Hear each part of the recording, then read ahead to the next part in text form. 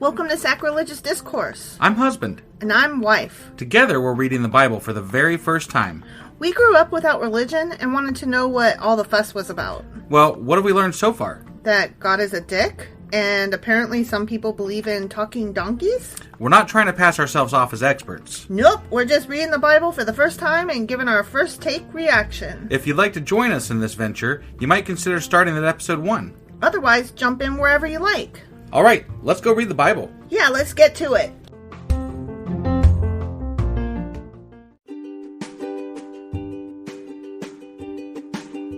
Hey wife, did you know that Anchor is sponsoring our show? Really? Don't we use Anchor to distribute our podcast on Spotify and Apple Podcasts? Yeah, and we are on just about every other platform available as well, thanks to them. Why do we use Anchor as our podcasting service? Well, they make editing and distributing our show a breeze. What if one of our listeners wants to start their own podcast? Then they should head over to anchor.fm or download the app to get started. Awesome! You guys should go do that right now! Husband! Wife! Do you remember what happened yesterday? The Bible finally admitted that the priests are grifty motherfuckers. That's not what I was gonna say happened, but you're not wrong. I'm not wrong. You're not wrong. What were you gonna say happened? I was gonna say that the king demanded that the priests collect money to fix the building and stuff. Yeah. And that, 20 some odd years later, they still hadn't fixed anything, and he was like, God damn it! Yeah, grifty motherfuckers. Yeah. And so then, finally, they started to fix stuff. And then, a few years later, he was assassinated. The end. Yeah, that's pretty much the gist of it. And we couldn't figure out why, but now that we're putting it in these terms, I think it's because they wanted to be allowed to grift. I mean, it seems that might be possible. The whole chapter was about fix this shit and stop grifting. Do you remember how they said he was good with God? This guy was good with God, right? Sort of. But then not really, kind of, sort of. Because maybe? He didn't get rid of the other altars to Baal. We can't make him be perfect, so he didn't do this thing. Yeah. And then he got assassinated. So we're done. Yeah.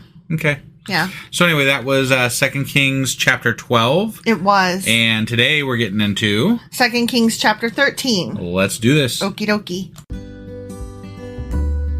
Hey wife, do you like coffee in the morning? I sure do, husband. Morning, noon, night. Which reminds me, I need to add that to our grocery list because we're running low. Wait, before you do that, check out the website ungodlybrew.com where you can purchase a pound of your favorite flavor of coffee. What if I want more than 1 pound? Either order a larger amount, or better yet, get 10% off by setting up a subscription for every 2 weeks, or a month, or whatever works for you. Did you set up something special for our listeners? You know I did. Exclusive for our listeners, get an additional 10% off subscriptions by entering the code SACRILEGIOUSCOFFEE at checkout. That's a hellishly good deal. Ungodly Brew is hellishly good coffee.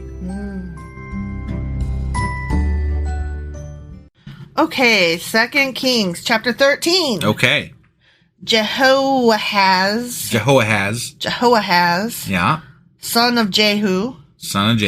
Began to rule over Israel in the 23rd year of King Joash's reign in Judah. Okay. See, we're going back and forth between the two. Yeah, it's interesting. Okay? Yeah. That's what we've been doing. The whole book of Kings is. Right. It's a little bit confusing. It is. I stopped kind of paying attention to what country we're in. I know, right? And to what reign who is doing. I gotta admit, I'm kind of in the same boat. It's not easy to follow. Right.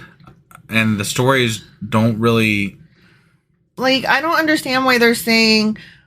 this guy in Judah did this, and then in Israel, this guy did that, and then in Israel, this guy did this, and then in Judah, that it just seems kind of pointless. Yeah. Right? Okay, so what?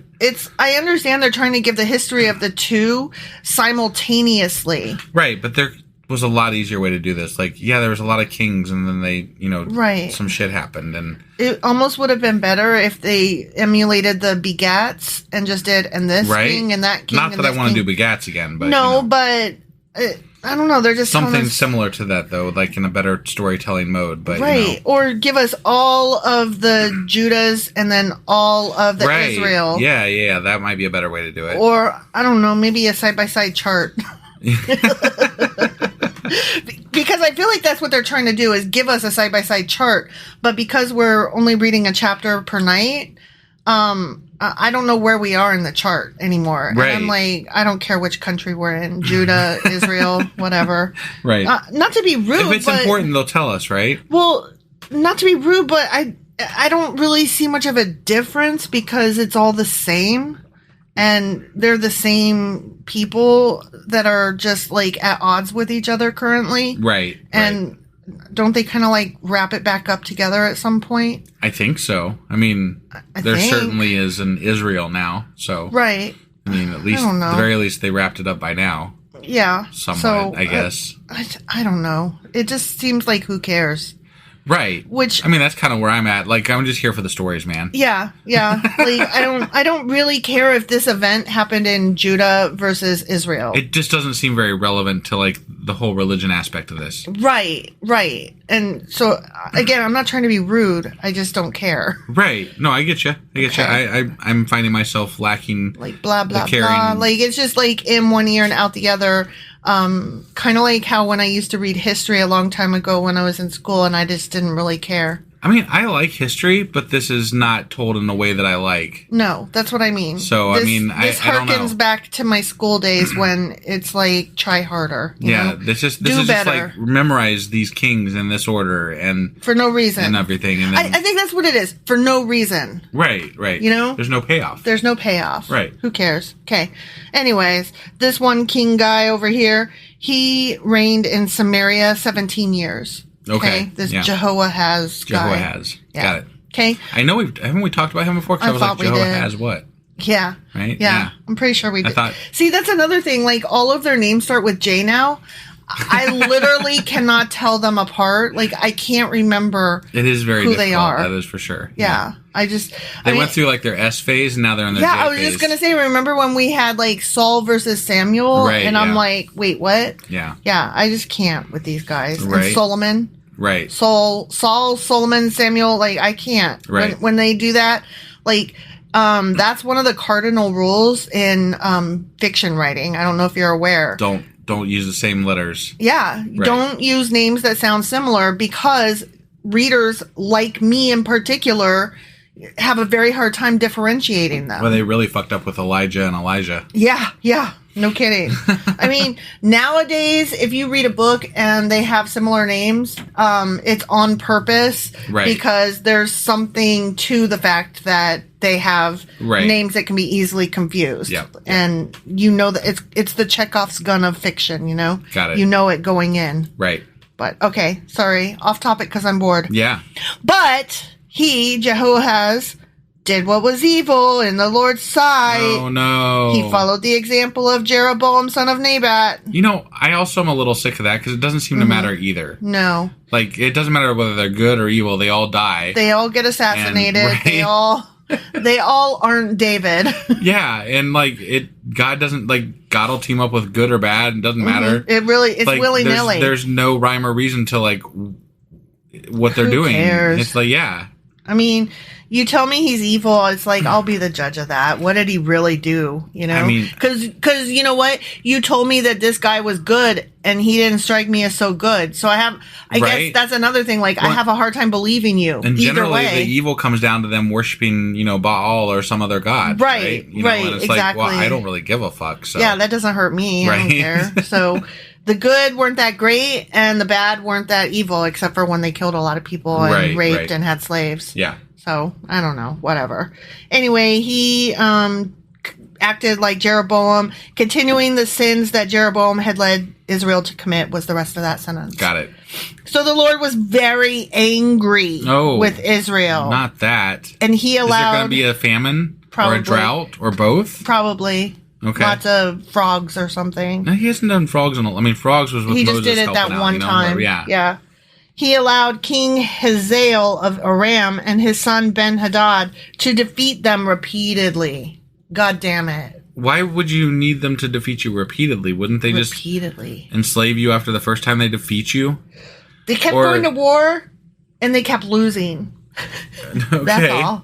All right, but apparently not bad not bad enough to lose. No, they would just bad enough to pack it up and go home, and then put on their snowshoes. Or maybe they were like the other side was like, let's finish them off another day. Yeah. Let's just toy with him for a bit and see what happens, you know? The new season of Game of Thrones or whatever is on. You said that like the last episode. We got to get home to watch TV. Yeah, right. Oh, you're saying, yeah, okay. That's what I'm saying. I gotcha. Yeah. Then Jehoahaz prayed for the Lord's help, and the Lord heard his prayer. Oh. For he could see how severely the king of Aram was oppressing Israel. Right? Yeah, Okay? he could see that because he sees everything. He could see that after the dude prayed. He sees everything. Yeah, after right? the dude prayed. Right. So the Lord provided someone to rescue the Israelites from the tyranny of the Arameans. Someone, huh? Someone. Okay. Then Israel lived in safety again as they had in former days. Yay. Wait, they're not gonna like if someone rescues you, I would expect that to be a story. Like I want to know who this someone is. Some guy. Just some guy. Some rando.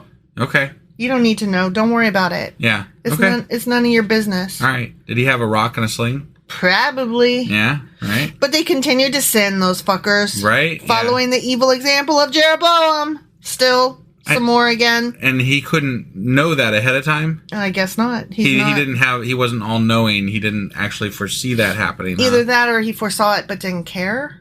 Okay. I don't know. So like you're allowed to like be bad in God's eye and then He'll pray help you, one day and just be like, dude, I need some fucking help, man. And then he'll help you. And then you still get to sin. Just go away again and you're like, I'm going to be bad again. Sorry, bye. Yay! Being bad is awesome. Right, yeah. They also allowed the Asherah pole in Samaria to remain standing. Oh, damn. Womp womp. You know about those damn Asherah poles. Yeah, that's God's wife. He doesn't like, apparently they got a divorce. Yeah. Something. Finally, Jehoahaz's army was reduced to 50 charioteers, 10 chariots, and only 10,000 foot soldiers. I don't even... that means nothing to me. I mean, it would be like if you said, I wrote 10 sentences, and it was hell. Like, now, I know the Israelites at one point had like 300,000, warriors or something like that, but like... I don't know how many the other side had. Like, in relation to what? Right. Like, how many soldiers is that in relation to? It's like if you told me about giants, and I would be like, but were they, though? Right, or were they just really tall? Yeah. The king of Aram had killed the others, trampling them like dust under his feet. The rest of the event... I always crush dust under my feet. I mean, it's already crushed, so there's not much crushing left to do. What would you crush under your feet? I mean, probably I crush some ants occasionally. Do you crush them, though? Well, yeah, they have that exoskeleton, so I'm assuming that there's a little bit of a crunch. You crushed a fly last night. I did. Oh, gross. You were trying... I wasn't expecting it to happen. No, you were doing that thing where you, like, wave at a fly to go away, and then you, like, did your hands like you were going to catch it, but not really, because who catches a fly, right? Right, yeah. And then you actually crushed it between your hands, yeah. And you were so geeked out, you were like, ah! Yeah, no, it was gross. Awesome. That was gross. It was gross and awesome at the same time. Then I knocked out a fly twice tonight. You did? Yeah. Which makes it sound like we have a lot of flies in our house, which at this moment we kind of do, and I don't like it. Where'd they all come from? I think it's, I don't, Is it like the end of summer? Like, is that what happens? It is, but it's still hot out, so I don't know. Yeah. Maybe they just have like a timing sense that they're supposed to be heading indoors. I don't recall having flies like this last year, though. I don't know. Or maybe I just block it out. Probably just block it out. Yeah. We don't have flies all the time, you guys, just so you know. No, we don't have, like, house of flies. Like, it's just, like, I don't know, the last week we've had some flies in here. Right. It ain't cool. Yeah. I'm so sorry. This is so boring that I just keep going off topic. I noticed. Okay. Yeah. Get it together. The rest of the events in Jehoahaz's reign, everything he did, and the extent of his power are recorded in the book that we don't have listed there at the end of that sentence. The end of the sentence is blank. The Chronicles of Kings or Kings of Chronicles. The Kingly Chronicles of Kings. Yeah, that. The chronically kingship. Yeah. Things. Yeah. Okay. They're recorded there. When Jehoahaz died, he was buried in Samaria. Then his son Jehoash became the next... Jehoahaz. Went from Jehoahaz to Jehoash. No, you know what? I apologize. I mispronounced that. It's Jehoash. Jehoash, but still Jehoahaz to Jehoash. Jehoash. That's so, like, it's just so boring. Like, how Too many J's. Too many J's. Yeah. Jehoash became the next king. It's almost like they want us to glaze over this bit, you know? And it made me yawn just now. Right. I'm so sorry, you guys. Okay, so Jehoash, son of Jehoahaz, began to rule over Israel in the 37th year of King Joash's reign in Judah. See, it's too many J's and Ashes. Wait, who's the 37th year of whose? Joash. I thought Joash just took over. No, Jehoash took over in the 37th year of Joash's. Yeah. Jesus Christ. That's what I'm saying. That's some fucking bullshit right there. It's garbage. That is garbage. Okay, when I rewrite this book, I'm giving them different names. Yeah. Like, I don't know, but like, I don't know how I'm going to do this, but I'm going to name them something different, like Larry and... You know what? You should just have asterisks. Or that. You said asterisks. Help me. It's asterisk. Asterisk. Thank you. Oh my God. It's how I grew up. I don't know. I got no. I just will never forget that time we were at your mom's house and you and your mom and your brother were talking about some business thing. Yeah. And you kept saying, all three of you were asterisks. And I finally just exploded and I said, oh my God, you guys, it's asterisk. And all three of you looked at me like, what the fuck is wrong with you? You know what? You say anyways all the fucking time. I say anyways, but I say anyways on purpose because it irritates you. Yeah, and really also does. It is such an Ohio thing. And then I read this beautiful poem and this woman talked about the Midwest and how it like harkens back to her people and anyways. Yeah. And also Jack O'Brien on the Daily Zeitgeist.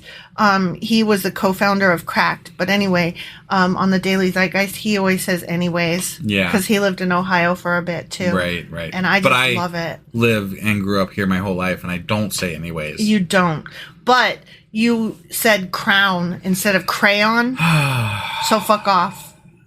And also, let's just stop right there. Let's stop right there. Got you. Yeah.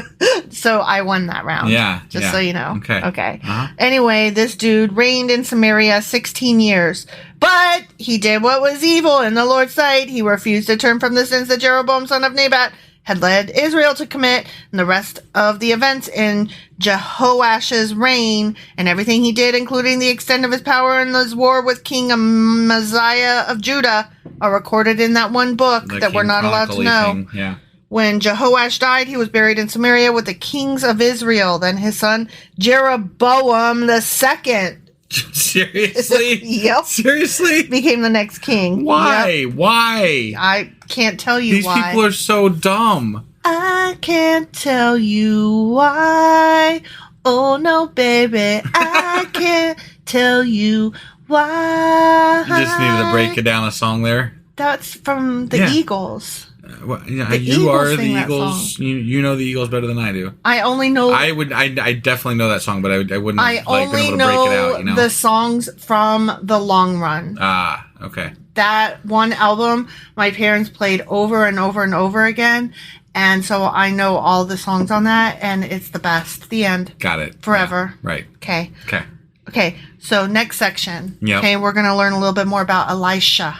Oh, okay. All right. When Elisha was in his last illness, King Jehoash of Israel visited him and wept over him. His last illness. That's an interesting way to put that. He had so many illnesses. But this is the last one. He's gonna fucking die. Look, this is the last time you're gonna get sick. Okay? This is your last illness, my guy. No more. But maybe I don't want it to be my last illness. This is your last fucking illness. I don't... You don't get any more. This is your last one. Did God let him know this was going to be his last illness? Well, is that how they know? Apparently it was his last illness, and I don't know if he knew it beforehand. Okay? Yeah. My father, I see the chariots and charioteers of Israel, he cried. Elisha told him, get a grip. Just kidding. He didn't say get a grip. He said get a bow and some arrows. Yeah. And the king did as he was told. Elisha told him, put your hand on the bow. On the bow. On the bow. Are we being euphemistic here? I don't think so, but you know. So real bow, not real bow bow like dick. Okay. I mean that. Put your hand on my dick. You're the only person that got from bow to dick there, but I guarantee you, somebody else was thinking it before you made that a thing just now. I guarantee you that somebody else thought, put your hand on my dick instead of put your hand on my bow. All right. Okay? Yeah, okay, all right. I know that at least one other person, you guys help me out here. I know that one other person thought that. Okay. Okay, put your hand on my bow. Elijah laid his own hands on the king's hands. Then he commanded, open that eastern window, and he opened it. Yeah. Then he said, shoot! Shoot. So he shot an arrow. Okay. Elisha proclaimed, this is the Lord's arrow, an arrow of victory over Aram, for you will completely conquer the Arameans at Aphek. Boom. Is he gonna, shoot the king with that one arrow and, that's gonna be it? I don't fucking know. Okay. This is stupid. I mean, it is. I'm sorry. Right. Then he said, now pick up the other arrows and strike them against the ground.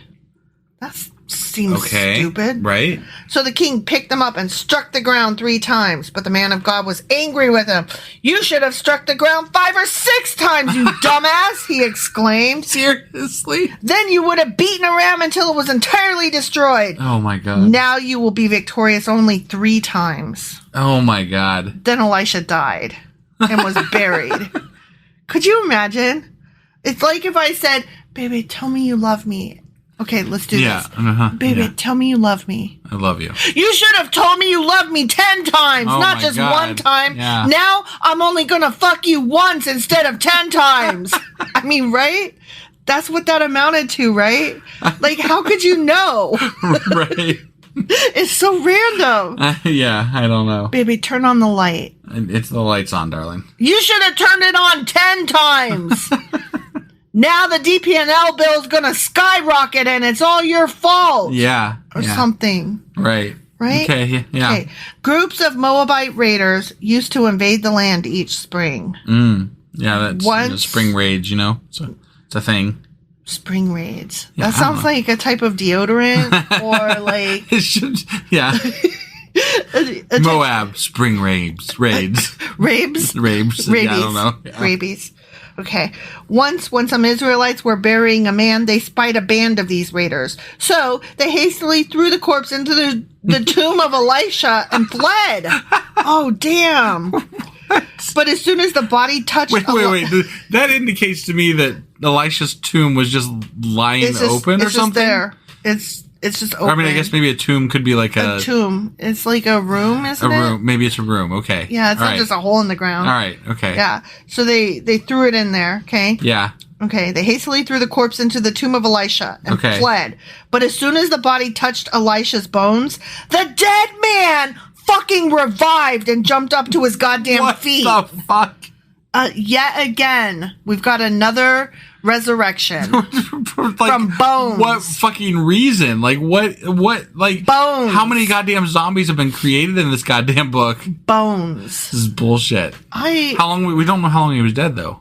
He was dead. Maybe it was only 3 days, like Jesus, Oh my gosh. No, they literally were like, oh shit, get rid of this body right quick. He had just died. Yeah. So yeah, King Hazael. No, the guy Elisha is the one that resurrected. No, the guy. Look, you misheard this. Oh, they threw the corpse of this person into the tomb of Elisha and fled. But as soon as the body touched Elisha's bones, the dead man revived and jumped to his feet. Oh wow! Yeah, just by touching Elisha's bones. Wow, that's some magic there. That's magic bones, right? Magic bones. Yeah. I misunderstood that. Sorry. I know you did. It was my bad.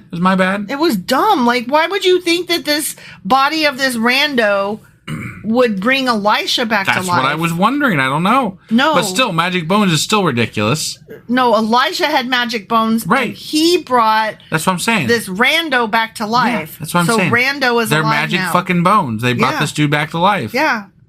King Hazael of Aram had oppressed Israel during the entire reign of King Jehoahaz. But the Lord was gracious and merciful to the people of Israel. And they were not totally destroyed. Not totally. That's good, just kind of. Sort of. He pitied them because of his covenant with Abraham, Isaac, and Jacob. Oh, that's nice. He pitied them. He pitied them. Yeah. I hope they work their shit out. I always love it when people pity me. Don't you love it when people pity you? I feel bad for those dudes over there. I'm magic and have power. I wish they'd get their shit together. And to this day, he still has not completely destroyed them or banished them from his presence. I mean, that's actually true. To this day. To this day. King Hazael of Aram died, and his son Ben-Hadad became the next king. Then Jehoash, son of Jehoahaz, recaptured from Ben-Hadad, son of Hazael, the towns that had been taken from Jehoash's father, Jehoahaz. Fucking hell. Jehoash defeated Ben-Hadad on 3 occasions, and he recovered the Israelite towns. The end. That's great. That's great. When I go back through this and I make this a story that I can read, asterisks. I'm going to have to do like a search and find, replace, just so that I can understand what the fuck just happened. Yeah. And who all these fuckers are. I think that when we do our book, we should just like, I mean, unless it's names that we really need, but like in instances like this, you just Larry and John and not John. John's too Bible. Yeah, right, you're right. What about Geraldo? Yeah, sure, Geraldo. And, why not? Donald Tucker. Tucker. Yeah. There we go. We'll just replace all the names with like right wing assholes. Lindsay. Right. Yeah. Mitch. I love it. I love it. Yeah. This is perfect. So when we get to Second Kings, we got to remember, we'll just start right-wing assholes. Yeah, there we go. Oh, there's this one guy I listen to, Andrew Duffer, on YouTube, and he always calls Lindsey Graham Ladybug. And it makes me laugh so fucking much every time. He just calls him Ladybug. Yeah. It's cute. Yeah. Okay, sorry. Yeah, I mean, it is, off topic. Whatever. That was a lot of J's. That was so many J's, and you know what? I still don't care what happened that chapter, because except for the one guy coming back to life, it was just a bunch of like another king died, more fighting happened. Right. And Judah and Israel are still split, and they're at war with each other on and off. Again, and God is still like, whatevs. Yeah. I mean, right? Good, bad, meh, whatever. Meh. Yeah. This whole chapter was just meh. I pity them, so, whatever. Pity the fool.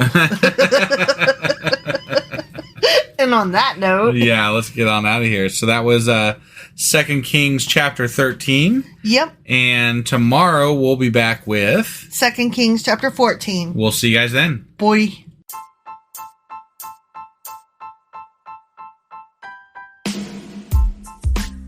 Hey, wife, I guess that's the end?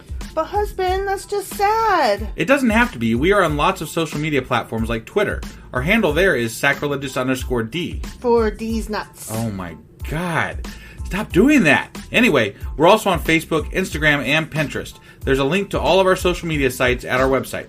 Ooh, we have a website? Yeah, it's sacrilegiousdiscourse.com, where you can also find a link to our merch shop. We have a merch shop? Yep. We have podcast-themed clothing, mugs, notebooks, and more, as well as an atheist and science-themed products. Wow, our fans should really go check that out right now. Definitely. They can get in touch with us by sending an email to sacrilegiousdiscourse@gmail.com. But before they do that, we could really use some help. Oh yeah? With what? Well, it's not free running the podcast, and we need some financial support in order to get better equipment, which will free up time so we can concentrate on our podcast and our fans. Okay, so what should they do?